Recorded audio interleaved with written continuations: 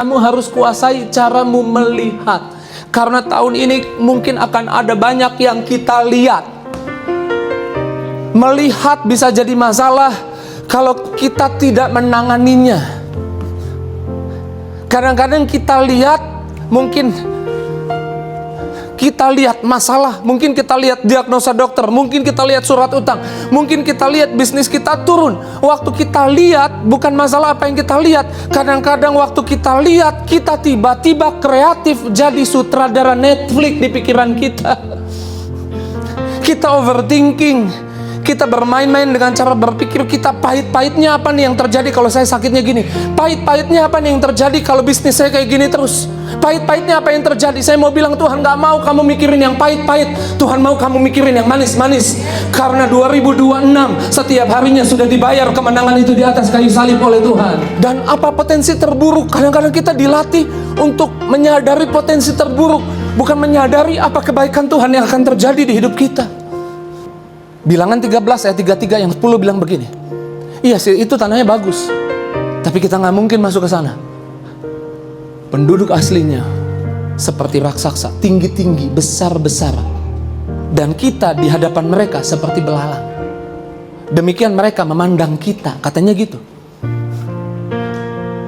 Padahal, apakah benar penduduk asli memandang mereka seperti belalang?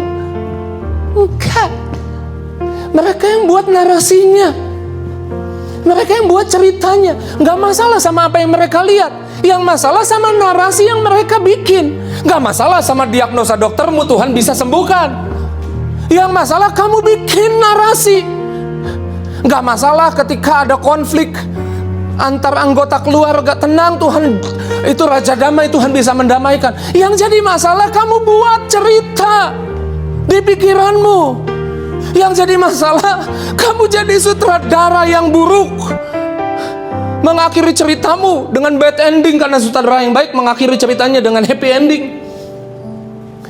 Dan mereka bilang, demikian mereka memandang kita. Itu yang terjadi 2026. Kalau engkau melihat dan tidak menangani cara melihatmu,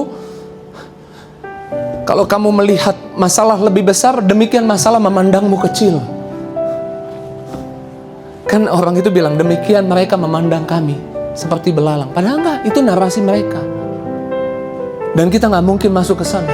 Kalau kita masuk ke sana, kita mati. Tapi yang dua bilang begini, no, itu tanah yang baik. Iya, ada raksasa di sana. Mereka menangani cara mereka melihat. Kami lihat ada raksasa, tapi Tuhan janji. Mereka pegang janji Tuhan. Mereka bilang kalau Tuhan janji, berarti Tuhan menyertai. Amin. Mereka pegang janji Tuhan. Yang dua ini namanya siapa? Yosua dan Kaleb. Yang 10 tadi yang ketakutan namanya siapa? Halo? Nggak tahu ya? Sama, saya juga nggak tahu. Orang-orang yang melemahkan iman nggak perlu diketahui kadang-kadang, nggak perlu diingat. Dan kita nggak akan ingat orang-orang yang melemahkan iman kita. Kita akan ingat orang-orang yang menguatkan iman kita. Amin. Makanya jadi orang jangan yang melemahkan orang lain, jadi orang yang menguatkan orang lain, saudara, diingat sama orang. Amin. Lalu yang 10 berakhir gimana? Mati, gak masuk tanah Kanaan. Yang 2 gimana? Masuk ke tanah Kanaan. Apa yang bedain yang 10 sama yang 2? Sama-sama lihat. Apa yang bedain? Cara mereka melihat. Makanya Tuhan mau nih 2026 saudara gak kehilangan berkat yang Tuhan udah capek-capek bayar di kayu salib buat kamu. Sama-sama bilang, Tuhan Yesus. Ya, bilang sama-sama, Tuhan Yesus sudah bayar mahal di kayu salib.